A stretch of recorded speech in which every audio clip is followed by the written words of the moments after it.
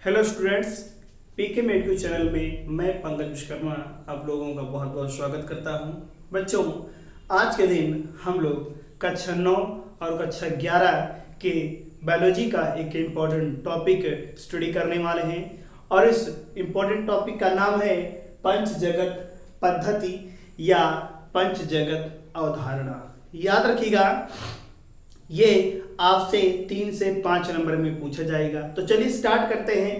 पंचजगत पद्धति या पंचजगत अवधारणा यानी 5 किंगडम थ्योरी होता क्या है। तो आप लोग हेडिंग बना लीजिए, लिखना कैसे है वो ध्यान से सुनिएगा। सन 1905 में, याद रखिएगा, सन 1905 में R.H. व्हिटेकर नामक साइंटिस्ट ने, लिखना आपको ऐसे ही है कि सन 1905 में R.H. व्हिटेकर नामक साइंटिस्ट ने इस पृथ्वी पर पाए जाने वाले समस्त जीवों को 5 बड़े भागों में बांट दिया, जिसे पंच जगत कहा जाता है। और इस प्रक्रिया को पंच जगत पद्धति या पंच जगत अवधारणा के नाम से जाना जाता है। इतना लिखने के बाद हमें आगे क्या लिखना है वो ध्यान सुनिएगा। जैसा कि आपको पता है कि वर्गीकरण की सबसे बड़ी इकाई जगत कहलाती है। ये आपका वेरी इंपॉर्टेंट टॉपिक है। याद रखिएगा कि वर्गीकरण की 6 इकाइयां होती हैं, पिछले वीडियो के माध्यम से बताया गया है। वर्गीकरण की सबसे बड़ी इकाई जगत है। इन्होंने सभी जीवों को 5 बड़े भागों में यानी 5 जगतों में बांटा, जिसे पंच जगत के नाम से जाना जाता है। और इस प्रक्रिया को, इस तरीके को पंच जगत पद्धति या पंच जगत अवधारणा कहते हैं। तो चलिए देखते हैं। ये जगत निम्नवत है। नंबर 1,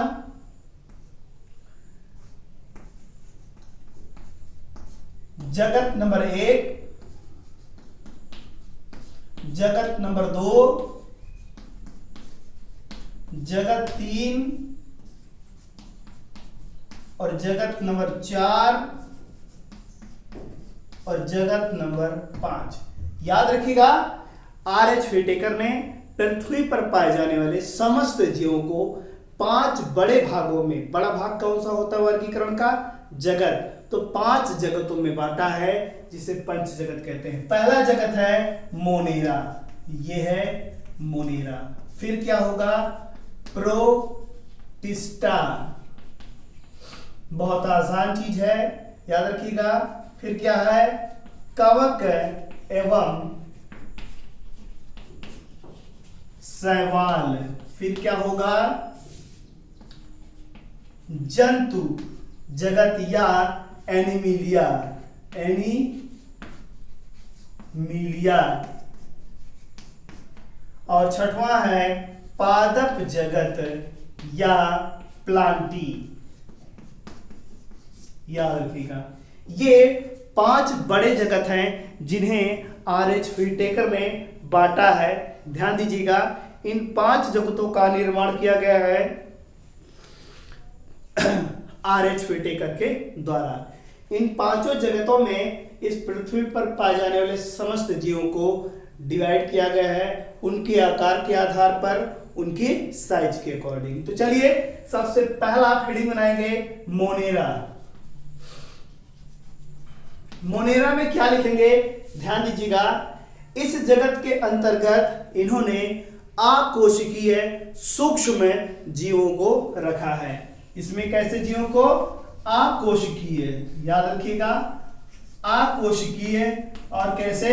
सूक्ष्म जीवों को रखा गया है। जैसे कि एग्जाम्पल के तौर पे बैक्टीरिया, याद रखिएगा, बैक्टीरिया। इसके अलावा जू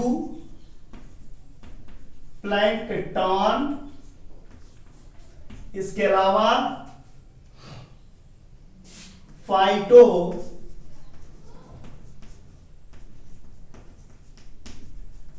प्लैंकटन आदि कर दीजिए, etc एसेट्रा। ये समस्त जीव अकोशिकीय हैं, यानी कि सूक्ष्म हैं। तो याद रखिएगा, जगत मोनेरा के अंतर्गत इन्होंने अकोशिकीय और सूक्ष्म जीवों को रखा गया है, यानी ऐसे जीव इस जगत के अंतर्गत आते हैं। चलिए नेक्स्ट हेडिंग हमारा बनेगा प्रोटिस्टा। प्रोटिस्टा इस जगत के अंतर्गत कैसे जीवों को एक कोशिकीय, याद रखिएगा, एक कोशिकीय यानी कि सूक्ष्म जीवों को रखा गया है। याद रखिएगा, इस जगत में जगत प्रोटिस्टा के अंतर्गत आर.एच. व्हिटेकर ने कैसे जीवों को रखा है, एक कोशिकीय सूक्ष्म जीवों को, जैसे एग्जाम्पल के तौर पे अमीबा हो गया, पैरामीशियम हो गया, या इसके अलावा अगर हम बात करें तो युगलिना हो गया, आदि जीवों को इन्होंने रखा है। ये समस्त जीव एक कोशिकीय हैं, यूनिसेलुलर हैं, सूक्ष्म जीव हैं, और ऐसे जीवों को इन्होंने आर.एच. व्हिटेकर नामक साइंटिस्ट ने जगत प्रोटिस्टा के अंतर्गत रखा है। चलिए अगला है हेडिंग तीसरा जगत। इस जगत में इन्होंने किसे रखा है, कवक और शैवालों को। कवक को याद रखिएगा इंग्लिश में फंजाई कहते हैं, और शैवाल को इंग्लिश में एल्गी कहते हैं। तो याद रखिएगा इस जगत के अंतर्गत इन्होंने कवक तथा शैवाल जैसे जीवों को रखा है। ये एक कोशिकीय भी हो सकते हैं और बहुकोशिकीय भी हो सकते हैं, लेकिन ये सूक्ष्म जीव हैं। ये बात आप याद रखिएगा, सूक्ष्म जीव होते हैं। तो याद रखिएगा इस जगत के अंतर्गत, इस तृतीय जगत के अंतर्गत इन्होंने कवक और शैवाल इन दोनों जीवों को एक साथ रखा है। याद रखिएगा कवक क्या है, ये पादप की श्रेणी में नहीं रखे जाते हैं। आपने मशरूम वगैरह को देखा ही होगा, मशरूम है, छत्रक है, कुकुरमुत्ता जिसे कहते हैं, ऐसे जीवों को इन्हें कवक के अंतर्गत रखा जाता है। और शैवाल मतलब होता है जो पानी के अंदर काई होती है, उसे शैवाल कहते हैं, एल्गी कहते हैं। ऐसे जीवों को इस जगत के अंतर्गत इन्होंने रखा है। एग्जाम्पल के तौर पे आप ले लीजिएगा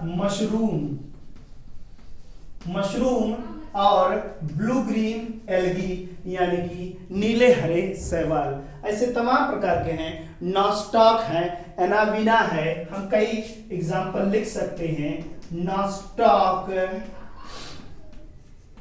एनाविना आदि कर दीजिए। ये समस्त जीव याद रखिएगा कवक और शैवाल यानी तृतीय जगत के अंतर्गत रखे जाते हैं। ये कैसे हैं, सूक्ष्म हैं, अथवा कह सकते हैं कि इनमें एक कोशिकीय और कुछ बहुकोशिकीय जीव भी रहते हैं। जैसे शैवाल बहुकोशिकीय है, इसमें एक कोशिकीय भी आता है, याद रखिएगा। और इसके अलावा फंजाई की अगर बात करें तो फंजाई भी बहुकोशिकीय होते हैं और इनमें एक कोशिकीय भी आते हैं। चलिए यहां पर आप यीस्ट भी लिख सकते हैं, यीस्ट एग्जाम्पल के तौर पे। नेक्स्ट क्या है, चौथा जगत है जंतु जगत। जंतु जगत में याद रखिएगा एक कोशिकीय और अकोशिकीय इन दोनों को छोड़ करके, यानी बैक्टीरिया और अमीबा, पैरामीशियम, यूग्लिना जैसे जीवों को छोड़ करके इस पृथ्वी पर जितने भी बड़े छोटे जंतु हैं, इन सभी जंतुओं को इसके अंतर्गत रखा गया है। और ये याद रखिएगा ये सभी कैसे हैं, बहुकोशिकीय हैं, सूक्ष्म हो या फिर बड़े, इन सभी जंतुओं को इस जगत के अंतर्गत रखा गया है। जितने भी जानवर, जितने भी जंतु बैक्टीरिया और अमीबा, पैरामीशियम जैसे जीवों को छोड़ करके, अकोशिकीय और एक कोशिकीय जीवों को छोड़ करके समस्त छोटे बड़े चींटी से लेकर के हाथी तक के सभी जंतुओं को इस जगत के अंतर्गत रखा गया है। आप इसमें एग्जाम्पल चींटी से लेकर के हाथी तक का कोई भी एग्जाम्पल आप दे सकते हैं। चलिए यहाँ पर हम प्लांटी की बात करते हैं। तो प्लांटी में बहुकोशिकीय, याद रखिएगा बहुकोशिकीय पौधों को रखा गया है। पौधों को या पेड़ पौधों को आप लिख सकते हैं, पेड़ पौधों को रखा गया है। याद रखिएगा, जितने भी कवक और शैवाल हैं इनको छोड़ करके इस पृथ्वी पर छोटे से लेकर के बड़े तक के जितने भी पौधे हैं, पेड़ हैं, इन सभी को पांचवें जगत, पादप या प्लांटी जगत के अंतर्गत रखा गया है। तो इतना लिखने के बाद आपका ये प्रश्न पूरा होगा कि पंच जगत पद्धति क्या है, पंच जगत अवधारणा क्या है। क्या लिखेंगे फिर से सुनिएगा। सन 1905 में आर.एच. व्हिटेकर ने पृथ्वी पर पाए जाने वाले समस्त जीवों को 5 बड़े भागों में यानी 5 जगतों में विभाजित किया, जिसे पंच जगत कहते हैं। और इस बांटने के तरीके को पंच जगत पद्धति या अवधारणा के नाम से जाना जाता है। ये 5 जगत निम्नवत है। हेडिंग बना करके सभी के अंदर आप ऐसे लिख करके एग्जाम्पल दे देंगे तो आपका ये पॉइंट खत्म हो जाएगा। नेक्स्ट वीडियो के साथ हम फिर मिलेंगे, तब तक के लिए नमस्कार।